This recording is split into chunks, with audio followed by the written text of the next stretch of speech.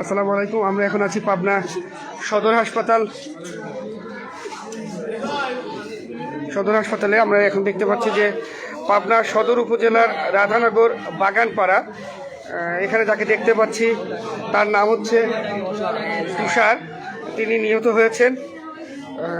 কে বা কারা কীভাবে হত্যা করেছেন আমরা এখনো পরিষ্কার জানতে পারিনি।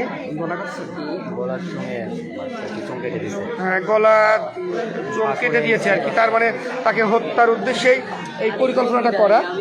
আমরা দেখতে পাচ্ছি যে একজন তরুণ, রাধানগর বাগানপাড়া বাড়ি তুষার, যাকে দুর্বৃত্তরা ধরে সরাসরি গলা কেটে দিয়েছেন যেন মুহূর্তেই মৃত্যু ঘটে। এই বিষয়ে বিস্তারিত আমরা জানার চেষ্টা করব। এখানে কান্নার রোল পড়ে গেছে, আসলে কেউ কিছু বুঝে উঠতে পারছেন না যে কে বা কারা এটা হত্যা করেছেন। আমরা জানার চেষ্টা করব যে এখানে কি আর কেউ ছিলেন বা এটাকে নিয়ে এসছেন কে, কেউ কি তারা কি এখানে আছেন উপস্থিত কেউ? প্রিয় দর্শক, আমরা দেখানোর চেষ্টা করতেছি যে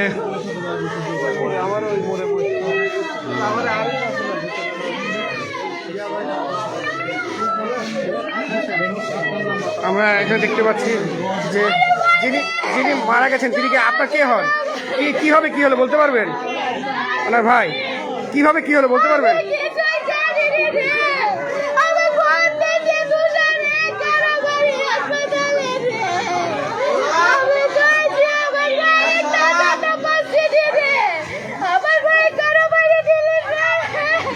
কখন ঘটনা ঘটেছে?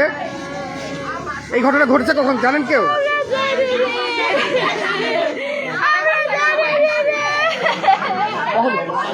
হ্যাঁ, আজকে রাত্রি 8:30, অর্থাৎ এখন সোয়া 9টা বাজে, অর্থাৎ পৌনে 1 ঘন্টা আগে আমরা দেখতে পাচ্ছি ঘটনাস্থলে পুলিশ এসে উপস্থিত হয়েছেন। এনএসআই লোকজন আছেন, হাসপাতালে উৎসুক জনতা অনেকে আছেন। পরিষ্কার করে এখনো বোঝা যাচ্ছে না, তবে এটুকুন বলতে পারে আজকে রাত 8:30টার সময় পাবনা রাধানগর বাগানপাড়া এলাকা থেকে তুষার নামের এক তরুণকে গলা কেটে হত্যা করা হয় এবং তার মোটিভটি এখনো কেউ স্পষ্ট করে বলতে পারছেন না।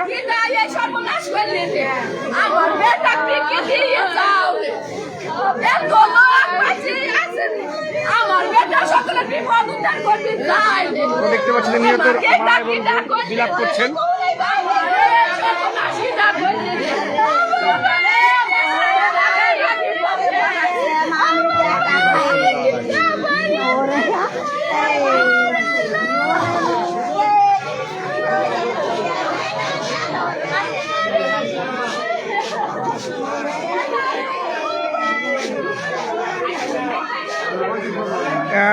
আমরা জানার চেষ্টা করছি যে আসলে কাদের সাথে কি বিষয়ে এই কোন্দলটা হয়েছে, এটা কোনো রাজনৈতিক নাকি ব্যক্তিগত বা আঞ্চলিক কিনা বা অন্য কোনো ঘটনা কিনা, এই বিষয়ে আমরা জানার চেষ্টা করতেছি।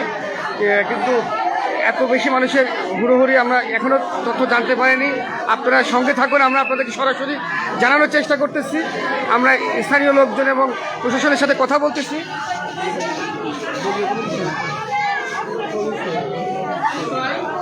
আমরা আপনাদেরকে আবার দেখানোর চেষ্টা করছি, বোঝানোর চেষ্টা করছি যে আসলে কে বা কারা এই কাজটি করলো। কারা করতে জানেন কিছু? কারা করতে জানেন কিছু?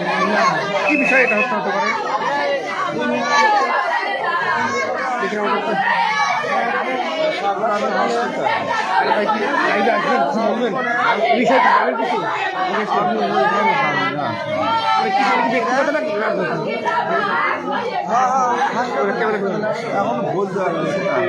না, আমরা স্থানীয় অনেকেই জিজ্ঞেস করি, তারা কেউই পরিষ্কার করে বলতে পারছেন না। কেউই বলতে পারছেন না আসলে এটা কিভাবে ঘটনাটা ঘটলো।